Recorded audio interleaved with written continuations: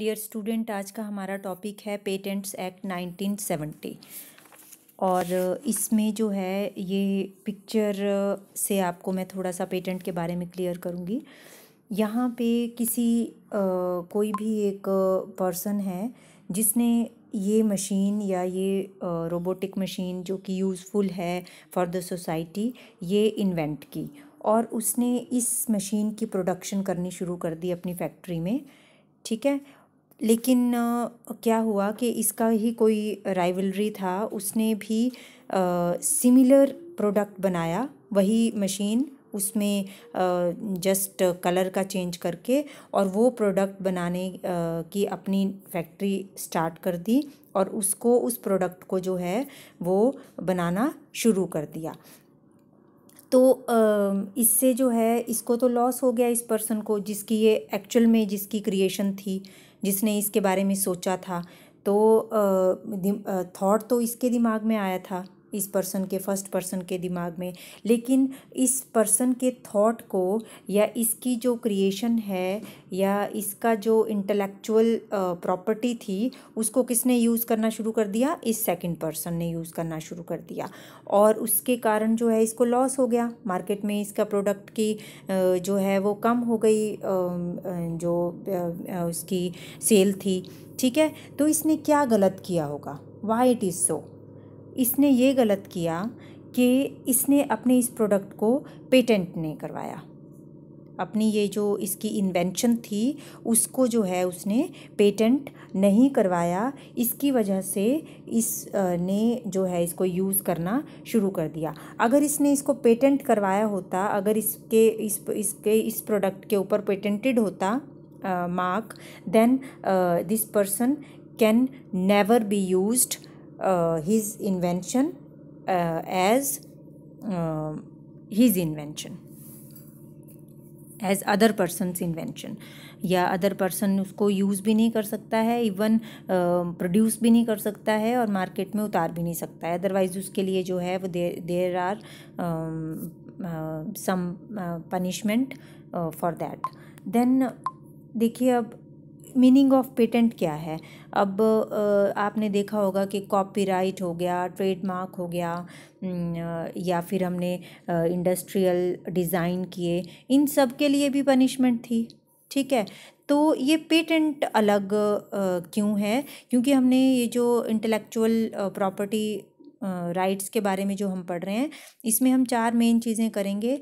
अलग अलग चीज़ों के लिए अलग अलग कैटेगरी में फॉल होता है कि किसके अंडर आपको कॉपीराइट मिलेगा, किसके अंदर आपको पेटेंट मिलेगा। फॉर एग्जांपल, आपने क्या किया कि एक मशीन बना दी और उस मशीन में जब भी आप कोई पेपर रखते हैं, कोई भी पेपर रखा आपने, तो उसका सेम प्रिंट जो है वो आ जाता है। ये जो प्रिंट है वो उसका सेम वैसा का वैसा ही प्रिंट और कलर के साथ वो आपके पास आ जाता है।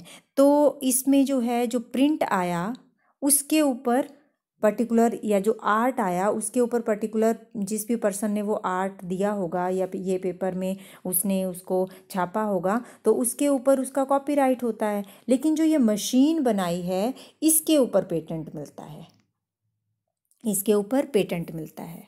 तो आई होप आपको क्लियर हो गया होगा कि पेटेंट जो है वो इन्वेंशंस के लिए मिलता है और कॉपीराइट जो है वो आर्ट वर्क के लिए मिलता है।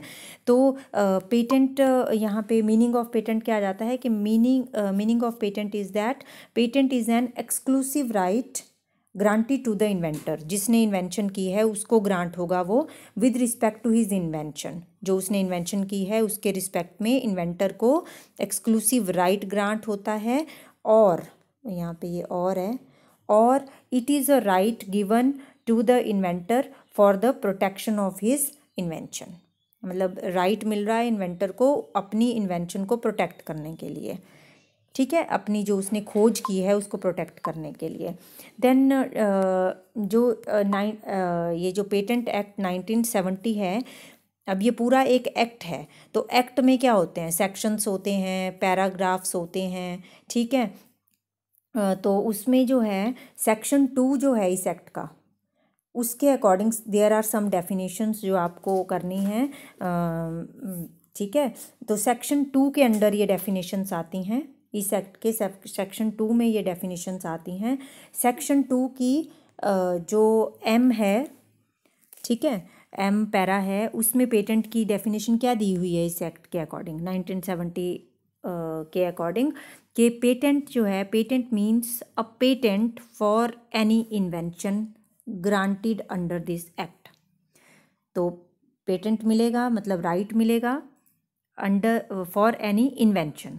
तो पेटेंट जो है वो इन्वेंशन के लिए मिलता है, ठीक है। अब इसी सेक्शन के पैरा एन में जो है, आप लोग जब डेफिनेशन लिखोगे तो अगर आप सेक्शन और इसका पैरा मेंशन करोगे तो दैट इज़ ऑथेंटिसिटी हो जाती है आपकी डेफिनेशन की। देन सेक्शन 2 के पैरा एन में क्या है, पेटेंट एजेंट की डेफिनेशन है।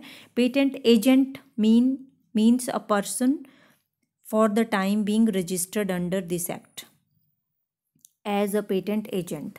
तो जिसने वो पेटेंट जिसके जो रजिस्टर किया है, जिसके नाम पे पेटेंट रजिस्टर्ड है, उसको पेटेंट एजेंट बोलेंगे। और पैरा जे में इन्वेंशन की डेफिनेशन है, क्योंकि यहाँ पे इन्वेंशन वर्ड यूज़ हुआ है पेटेंट में। Now what is invention? Invention means a new product और प्रोसेस।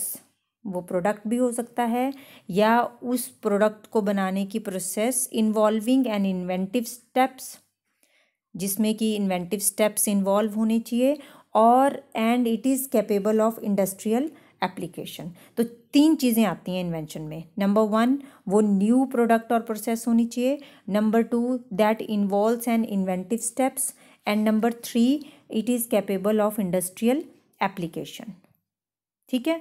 तो ये इन्वेंशन की डेफिनेशन आ गई। और पैरा जे ए में इन्वेंटिव स्टेप्स, क्योंकि इसमें क्या एक वर्ड आया, इन्वेंटिव स्टेप आया है, तो इसकी क्या डेफिनेशन होती है? इन्वेंटिव स्टेप्स मीन्स, अब ये इन्वेंटिव स्टेप्स जो है ये आपको इसके जब हम ये करेंगे ना कि भी किसको पेटेंट मिलता है, मतलब कौन सी प्रोसेस जो है पेटेंटेबल होती हैं, वहाँ पे भी एक इन्वेंटिव स्टेप मैं वर्ड यूज़ करूँगी। इन्वेंटिव स्टेप्स क्या होते हैं? Means a feature of an invention.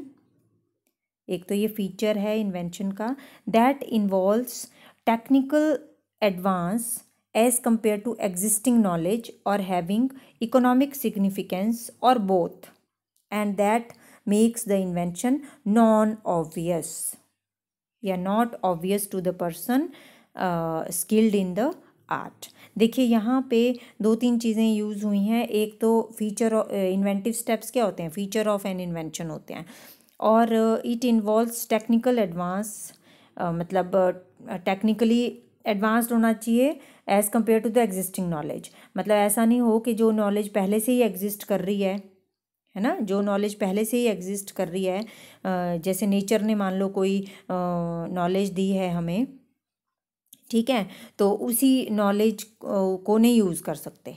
तो इन्वेंटिव होना चाहिए स्टेप्स जो हैं, और नॉन ऑब्वियस होने चाहिए। जैसे हम कई बार यूज़ करते हैं ना वर्ड कि ये तो ऑब्वियस सी बात है। ये ऑब्वियस सी बात क्या होती है? ऑब्वियस सी बात मतलब ये नेचुरल है, ये ऑब्वियस है, ये होनी ही है, ठीक है। तो उसमें इन्वेंशन क्या हुई? अगर वो नेचुरली है तो इन्वेंशन तो कुछ नहीं हुई, तो उसमें टेक्निकल एडवांसमेंट होनी चाहिए, ठीक है। नॉलेज हैविंग और हैविंग इकोनॉमिक सिग्निफिकेंस, या तो फिर इकोनॉमिक सिग्निफिकेंस होना चाहिए उसका, या दोनों होने चाहिए। That makes the invention not obvious to the person skilled in the art. तो ये इन्वेंटिव स्टेप की डेफिनेशन है according to patent act 1970 section 2 para J A, ठीक है, इसके अकॉर्डिंग। देन नेक्स्ट आ जाता है कि a patent is granted to an invention only if. ये सिर्फ कब ग्रांट की जाती है? If, only if it is product और अ प्रोसेस। एक तो प्रोडक्ट और प्रोसेस तो होनी चाहिए, इन्वेंशन होनी चाहिए, प्रोडक्ट होना चाहिए वो कोई, और साथ में वो न्यू एंड यूज़फुल होना चाहिए। In addition to product and process वो न्यू एंड यूज़फुल होना चाहिए, न्यू भी होना चाहिए और यूज़फुल भी होना चाहिए, ठीक है। तो क्या क्राइटेरिया आए पेटेंटेबिलिटी के लिए? पेटेंटेबिलिटी के लिए ये क्राइटेरिया आया कि जो प्रोडक्ट या मैन्युफैक्चरिंग प्रोसेस है दैट फुलफिल द कंडीशंस। वो कंडीशंस क्या हैं, इम्पॉर्टेंट है कि क्या कंडीशंस होती हैं। एक तो नोवेलिटी, नोवेलिटी मतलब न्यूनेस, नोबिलिटी मतलब न्यूनेस, कि वो जो आपने इन्वेंशन की है उसमें नोबिलिटी होनी चाहिए, न्यूनेस होनी चाहिए, वो नया इन्वेंशन होना चाहिए। ऐसा नहीं हो कि एग्जिस्टिंग नॉलेज जो पहले से ही एग्जिस्ट कर रही है या कोई सिमिलर इन्वेंशन पहले से ही हुई हुई है तो उसको ही आप इन्वेंशन बोलते हैं कि ये मेरी इन्वेंशन है। नहीं, ऐसा नहीं होना चाहिए। सेकंड जो इसमें कंडीशन होती है that is non obviousness, unobviousness, non obviousness, ठीक है, नॉन ऑब्वियसनेस होनी चाहिए या फिर इन्वेंटिवनेस होनी चाहिए। ये तीन वर्ड आप यूज़ कर सकते हैं, इन्वेंटिवनेस, अनऑब्वियसनेस या नॉन ऑब्वियसनेस। तो ये नॉन ऑब्वियसनेस मतलब एक्चुअली इसका अगर दूसरा मीनिंग देखा जाए तो वो हिडन भी होता है ना। तो इन्वेंशन ऐसी होनी चाहिए जो पहले से एग्जिस्ट नहीं कर रही हो और वो छुपी हुई हो और आपने उसको उजागर किया हो, ठीक है। तो उसमें इन्वेंटिव स्टेप्स इन्वॉल्व होने चाहिए। अगेन यहाँ पे नॉन ऑब्वियसनेस का मतलब इन्वेंटिव स्टेप्स, इन्वेंटिव स्टेप्स की डेफिनेशन हमने वहाँ पे की है। तो इन्वेंटिव स्टेप्स के ही लिख के भी आप इसको पूरा कर सकते हो कि इन्वेंटिवनेस का मतलब क्या है, कि इन्वेंटिव स्टेप्स होने चाहिए उसमें जो न्यू होनी चाहिए और वो, ठीक है। विच मतलब what has been used or described before, वो तो नहीं हुई, जिसको पहले से यूज़ किया जा चुका है या पहले से उसको डिस्क्राइब किया जा चुका है तो वो तो क्या होता है, ऑब्वियस होता है। पहले से रहने वाली चीज़ को हम क्या बोलते हैं, ऑब्वियस, ठीक है। और non obvious, what has not been used or described before. Non obviousness means what has not been used or described before, ठीक है, ये होता है नॉन ऑब्वियसनेस। देन थर्ड जो कंडीशन है वो है इंडस्ट्रियल एप्लीकेबिलिटी और यूटिलिटी। मतलब वो उसकी इंडस्ट्रियल एप्लीकेबिलिटी होनी चाहिए उस इन्वेंशन की, ठीक है। मतलब जो सोसाइटी के लिए वो यूज़फुल होना चाहिए, ठीक है, प्रोडक्ट, ठीक है। तो ये आते हैं, these are the conditions to या क्राइटेरिया फॉर द पेटेंटेबिलिटी, के पेटेंट करवाने के लिए आपके पास ये कंडीशंस होनी चाहिए। वही चीज़ें आपकी पेटेंट होंगी जो कि न्यू होंगी, नॉन ऑब्वियस होंगी, useful and capable of industrial application, useful होनी चाहिए सोसाइटी के लिए। अब आ जाता है, ये क्वेश्चन भी इम्पोर्टेंट बनता है यहाँ तक, अभी तक जो भी हमने किए हैं, एक तो डेफिनेशंस और दूसरा किया कि उसके लिए क्या क्या कंडीशंस होनी चाहिए। तीन मेन कंडीशंस हैं, तीन टेस्ट्स वो पास करना चाहिए जो हमने पीछे किए तीनों test, novelty, non obviousness and capable of या यूज़फुल ऑफ इंडस्ट्रियल एप्लीकेशन। और यहाँ पे आ जाता है एक और क्वेश्चन वेरी इंपॉर्टेंट कि नॉन पेटेंटेबल इन्वेंशंस कौन सी होती हैं, कि जिनको पेटेंट नहीं किया जा सकता, इन्वेंशंस तो हैं लेकिन नॉन पेटेंटेबल हैं वो। तो ये जो हैं वो किस में दी गई हैं, पेटेंट एक्ट 1970 के सेक्शन 3 और 4 में प्रोवाइड की गई हैं, ठीक है। ये कि कौन कौन सी इन्वेंशंस जो हैं जो पेटेंटेबल नहीं हैं, ठीक है। तो under section 3 the following inventions are non patentable. Section 3 में अभी मैं बता रही हूँ कि कौन कौन सी इन्वेंशंस जो हैं वो नॉट पेटेंटेबल हैं, ठीक है। तो कौन सी हैं, number 1, if the inventions are frivolous. तो ये फ्रिवलस क्या है, मीन्स सिली इन्वेंशंस हैं, है ना, सिली या नॉन सीरियस, सीरियस नहीं है, सिली जैसी इन्वेंशंस हैं तो वो फ्रिवलस इन्वेंशंस हैं, मतलब मूर्खतापूर्ण इन्वेंशंस हैं, तो वो आपकी नॉट पेटेंटेबल रहती हैं। सेकंड है इमोरल और injurious to public health, animal and plant life. है ना। तो इमोरल हैं, मतलब जिनमें कोई मॉरलिटी नहीं है, मॉरल वैल्यूज़ को साइड में रख के आप किसी, अब यहाँ पे देखो इमोरलिटी का तो ये सेक्शन 4 में आ जाता है, आगे हम करेंगे कि अगर आपने कोई ऐसी इन्वेंशन बना दी है जिससे कि किसी को भी, प्लांट लाइफ को, एनिमल को या पब्लिक हेल्थ को जो है वो खतरा है ना, इंजरियस है उनके लिए, तो वो इन्वेंशंस जो हैं वो इस सेक्ट में नहीं आती हैं। इस सेक्ट के अंडर जो है वो नॉन पेटेंटेबल होती हैं। इन्वेंशन तो वो भी हैं। अब आप कुछ भी बना दो, मान लो आपने मशीन गन बना दी है ना, जिससे कि बहुत सारी बुलेट्स निकल रही हैं और वो लोगों को मार रही हैं, ठीक है, तो वो इमोरल हुआ, तो उसको हम पेटेंटेबल नहीं गिनते हैं। Discovery of an abstract theory, तो ये क्या मतलब हुआ? एब्स्ट्रैक्ट थ्योरी मतलब जो कि कंक्रीट में नहीं है, एब्स्ट्रैक्ट में है अभी, है ना। अभी उसको एब्स्ट्रैक्ट थ्योरी मतलब नॉट इन कंक्रीट, ठीक है, जो कंक्रीट में नहीं है, एब्स्ट्रैक्ट हैं, जस्ट आपकी सोच है ये भी, और एब्स्ट्रैक्ट है, एब्स्ट्रैक्ट थ्योरी है अभी, और कंक्रीट में नहीं है, तो वो इन्वेंशंस भी नॉन पेटेंटेबल होती हैं। डिस्कवरी ऑफ एनी लिविंग और non living substance occurring in nature, देखिए मैंने अभी भी बोला जो नेचर में पहले से ही है वो इन्वेंशन क्या हुई, ठीक है। तो कोई भी नॉन लिविंग या लिविंग सब्सटेंस, मान लो कोई प्लांट है, आप बोलो मैंने इन्वेंट किया है, नहीं, आपने नहीं किया है, मतलब इसमें आपके आगे हम एक और पॉइंट करेंगे जिसमें कि हॉर्टिकल्चर और एग्रीकल्चर भी आता है, ठीक है। तो लिविंग और non living occurring in nature वो भी आपकी नॉन पेटेंटेबल होती हैं। Discovery of a new property, discovery of a new property of known substance, अगर पहले से कोई सब्सटेंस प्रेजेंट है और उसकी आप उसकी नई प्रॉपर्टी बताते हो, कि जैसे मान लो आपके पास सब्सटेंस प्रेजेंट है अल्कोहल, मान लो C2H5OH पहले से ही प्रेजेंट है, इन्वेंट हो चुका है मान लो, ठीक है, तो उसकी अगर आपने कोई प्रॉपर्टी बताई है कि अल्कोहल का बॉइलिंग पॉइंट ये होता है, सपोज़ आपने ये डिस्कवर किया है, तो ये तो पहले से ही है, उसकी नई प्रॉपर्टी आपने बताई है जस्ट, तो वो भी पेटेंटेबल नहीं होगा। देन अ मियर डुप्लीकेशन और rearrangement of the known device, पहले से ही नोन डिवाइस कोई प्रेजेंट है और उसमें आपने नई कोई रीअरेंजमेंट कर दी है, ठीक है। जैसे मान लो कोई मशीन ऐसी है, मान लो ये मशीन है और इसका जो यूज़फुल है वो आपका पेटेंट हो चुका है, जो भी यूज़फुल पार्ट है, और आपने यहाँ पे उसके छोटे छोटे वो लगा दिए हैं, कुछ भी एक्स्ट्रा पार्ट्स लगा दिए हैं, तो नोन डिवाइस है वो पहले से ही, और उसकी डुप्लीकेशन या थोड़ी सी रीअरेंजमेंट की है, या आपने उसको जो है थोड़ा उसका डिज़ाइन चेंज किया है, तो वो भी पेटेंटेबल नहीं होगा, ठीक है। वो डिज़ाइन एक्ट में ज़रूर आ जाएगा लेकिन पेटेंटेबल नहीं आएगा होगा।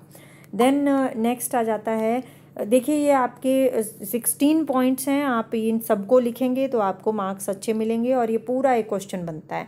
तो इसमें जो है अगला पॉइंट है कि मियर admixture resulting only in the aggregation of the properties of the component. Admixture means blend है, मतलब पहले से है वो कंपोनेंट और उसकी प्रॉपर्टी को आप तोड़ मरोड़ के मिक्स करके दूसरों के साथ वो दे रहे हैं, तो वो नहीं होगा patentable. Method of agriculture and horticulture, देखिए नेचर में एग्रीकल्चर और हॉर्टिकल्चर के जो भी मेथड हैं वो नॉन पेटेंटेबल होंगे। Any process for the medicinal surgical, मतलब जो भी ये जो आपकी ह्यूमन उसमें आते हैं ना, कि एथिकल वैल्यूज़ में आते हैं, कि आपको जैसे डॉक्टर्स हैं वो ऑपरेशन कर रहे हैं कि इस तरह से इसने ये ऑपरेशन किया, मान लो पहले डॉक्टर किसी और तरह से सर्जरी करते थे और उसके बाद उन्होंने एक इन्वेंशन निकाल दी कि अब उस ऑपरेशन को जो है वो पहले स्टिचेस खोलने पड़ते थे, तो अब जो है इन्वेंशन की कि अब डिज़ोल्व होने वाले स्टिचेस लग जाते हैं मान लो सर्जरी में, ठीक है, तो वो भी पेटेंटेबल नहीं होगा, बिकॉज ये प्रोसेस जो हैं वो अंडर द एक्ट जो हैं वो पेटेंटेबल नहीं मानी जाती हैं। Any process for medicinal surgical curative prophylactic हुआ कि जिसमें कि किसी डिजीज़ को रोका जाए होने से, मतलब वही मेडिसिनल साइड से हैं ये। डायग्नोस्टिक, किसी चीज़ का आप डायग्नोस्ट कर रहे हैं, या थेरेप्यूटिक अगेन इलनेस के लिए। थेरेप्यूटिक कौन सी होती हैं, जो कि help to cure the illness, जो इलनेस को क्योर करती हैं, बीमारी को क्योर करती हैं, वो वाली नहीं आती हैं। Or other treatment of human being or any process or similar treatment of animals के लिए, or to render them free of disease, किसी चीज़ को डिजीज़ से फ्री करना, or to increase their economic value or that of the their product, ये patentable नहीं होती हैं। ठीक है, मेडिकल साइड से जो भी आप इन्वेंशंस करते हो नई नई। देन प्लांट्स एंड, हाँ, उसकी जो ड्रग है वो हो सकती है, जो दवाई बनाई है ना वो हो सकती है, लेकिन उसके मेथड्स जो हैं वो नहीं हो सकते, मेडिसिनल, सर्जिकल, ये नहीं होंगे। अच्छा, अब उसमें और क्या नहीं होता, plants and animals in whole or any part thereof, plant या एनिमल का कोई भी part other than microorganisms. यहाँ पे ये ध्यान रखना है, माइक्रो ऑर्गेनिजम्स को छोड़ के प्लांट्स एंड एनिमल्स नहीं है पेटेंटेबल। ठीक है, other than microorganism but including seeds, variety and species, and essentially biological processes for the production and propagation of plants and animals। तो even seeds भी, अगर आप नए seeds, जैसे seed पहले से है, अगर आप उसमें कोई इन्वेंशन कर रहे हैं, नया कुछ निकाल के लेके आ रहे हैं, तो वो पेटेंटेबल नहीं होगा। ठीक है, प्लांट और एनिमल के कोई भी पार्ट, फूल है या फिर आपके सीड्स हैं, फ्रूट्स हैं, है ना, हॉर्टिकल्चर में आ जाता है ये सारा। तो मेन तो हॉर्टिकल्चर है, इसमें एग्रीकल्चर है, हॉर्टिकल्चर है ना, और नेचर में जो प्रेजेंट हैं। ठीक है, पर उन्हीं को ही आगे फिर थोड़ा थोड़ा मॉडिफाई करके पॉइंट्स बना दिए गए हैं। जैसे ये पॉइंट जो है वो इसी का ही पॉइंट है, 8th का सब पॉइंट कह सकते हैं आप इसको। देन देन नेक्स्ट आ जाता है कि मैथमेटिकल और बिजनेस मेथड्स और कंप्यूटर प्रोग्राम्स, एल्गोरिथम्स एट्सेट्रा। तो इसमें जो है बच्चे, जैसे मान लो मैथमेटिकल कोई भी मेथड्स हैं या बिजनेस मेथड्स हैं, यहाँ पे बिजनेस मेथड्स के ऊपर मैं आपको एक एग्जांपल देती हूँ। जैसे मान लो बिजनेस मेथड्स में क्या है, जैसे मान लो कोई शेफ़ है, ठीक है, जो खाना बनाते हैं शेफ़, और उसने क्या किया कि उसने पब्लिक में कुछ लोगों को इकट्ठा किया, और उसने अपने जो फूड, कोई भी फूड उसने बनाया, उसको फूड को बनाने का जो तरीका है वो पब्लिक में दिखा रहा है, वो है ना, वो उसकी इन्वेंशन है कि मैंने इस तरह से ये फूड को बनाया है, ये इंग्रेडिएंट्स डाले हैं, ऐसे ऐसे मैंने किया है। और उसकी जो है वो उसने बुक बना दिया, एक उन मेथड्स की उसने एक बुक बना दी है। तो वो बुक जो है, वो उसकी बुक जो बिक रही है फिर, ठीक है, वो मेथड है, तो उसने उसको बिजनेस पर्पस से यूज़ किया है। उसने बुक बना के उसको काफ़ी सारे लोग ख़रीद रहे हैं। उसने वो बोल रहा है कि इस बुक को आप ख़रीदिए क्योंकि इसमें मैंने बहुत अच्छे कुकरी मेथड्स दिए हुए हैं। तो वो बिजनेस पर्पस से उसने किया, तो बिजनेस, वो उसका पेटेंट नहीं रह गया फिर, है ना, वो भी पेटेंटेबल नहीं होगा अगर कोई बिजनेस पर्पस से कोई चीज़ करता है तो। देन लिटरेरी, ड्रामेटिक, अब ये देखिए, लिटरेरी, ड्रामेटिक, म्यूजिकल, आर्टिस्टिक, ये किस में आ रहे थे, ये तो आपके जो हमने पहले किया था, ये सारे के सारे कॉपीराइट्स में आते हैं। तो जो कॉपीराइट्स में आएंगे वो नेचुरली पेटेंट में नहीं आएंगे। तो ये सारे के सारे जितने भी हमने कॉपीराइट में पढ़े वो सारे के सारे कॉपीराइट में आते हैं, पेटेंट में नहीं आते हैं।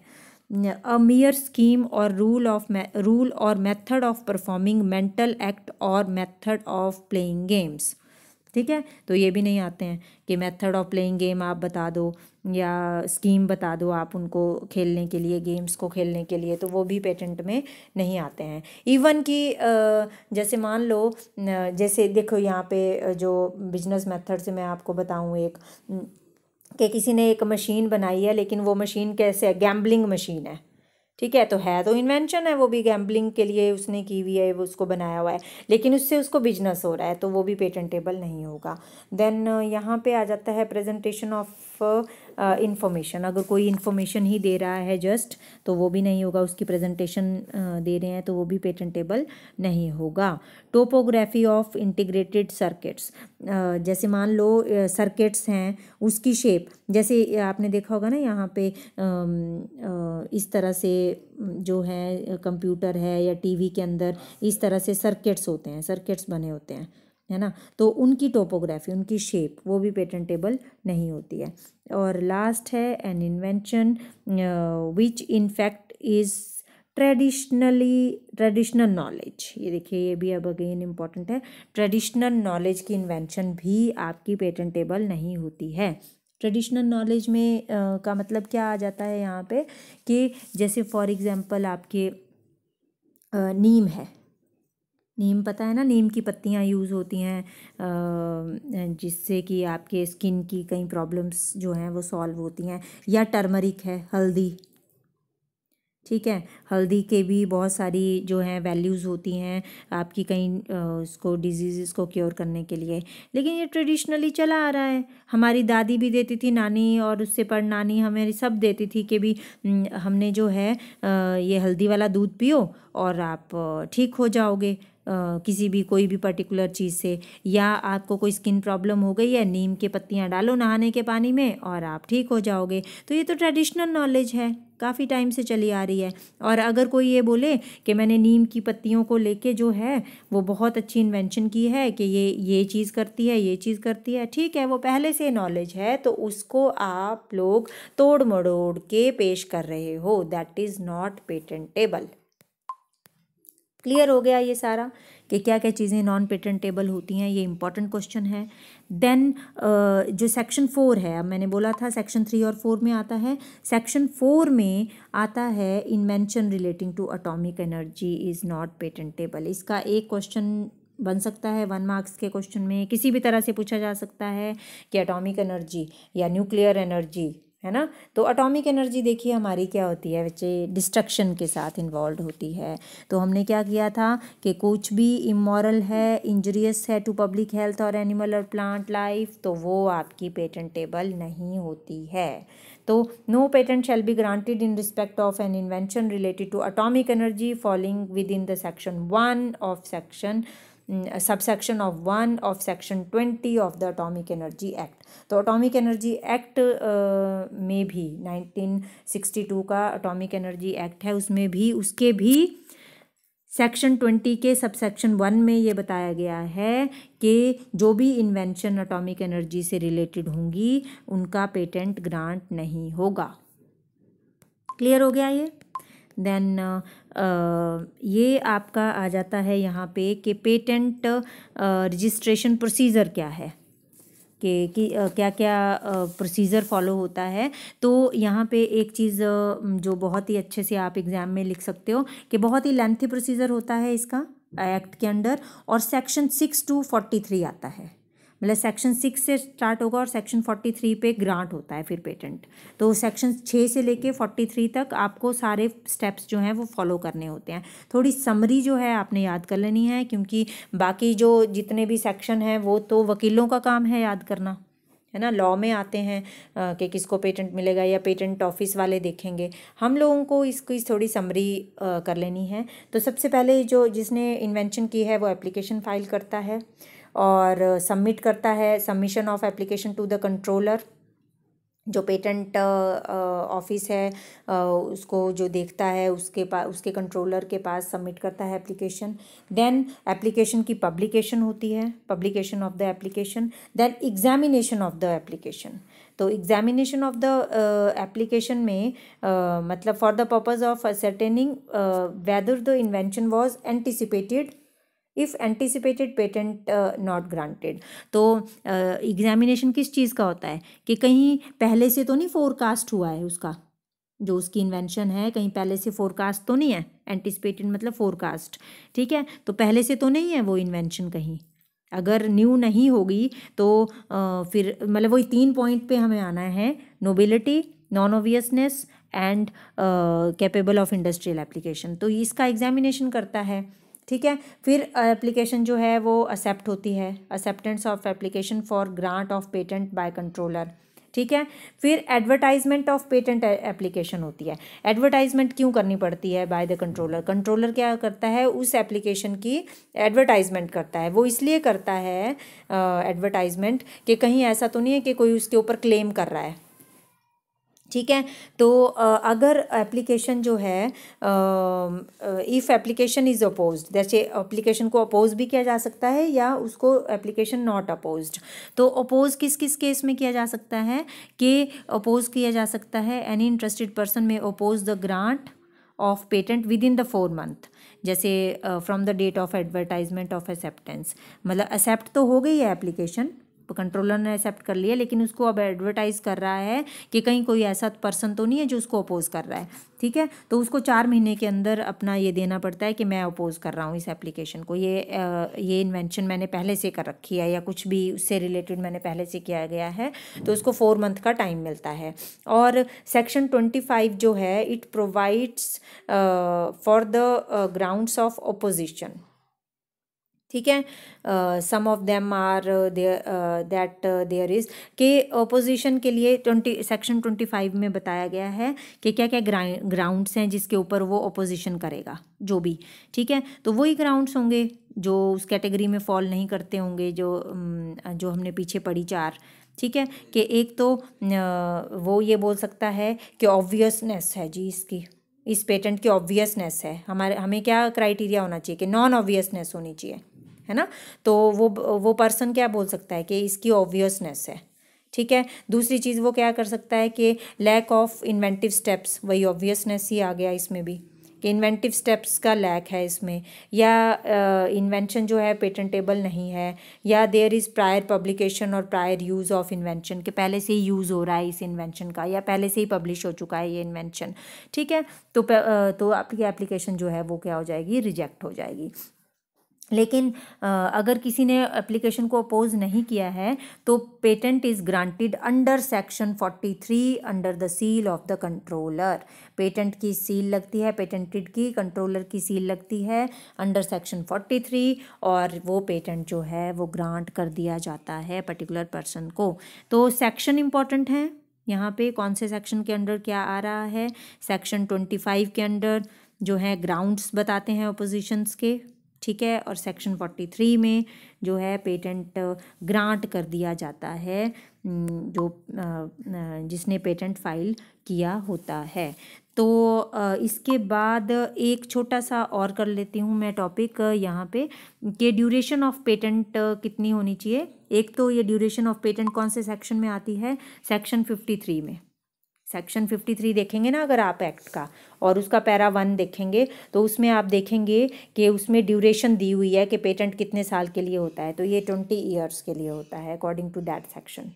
ठीक है, और once term of patent is finished, जैसे ही पेटेंट की टर्म जो है वो फिनिश हो जाती है, मतलब 20 साल पूरे हो गए, it then belongs to the public domain. तो उसके बाद वो पब्लिक डोमेन का हो जाता है, उसके बाद उस पर्टिकुलर पर्सन का उसके ऊपर कोई राइट नहीं होता है।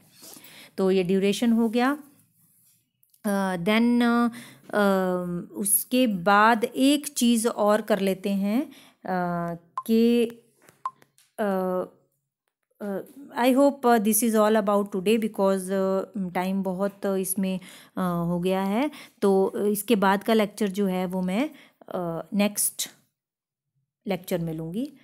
तो to be continued, and thank you so much students.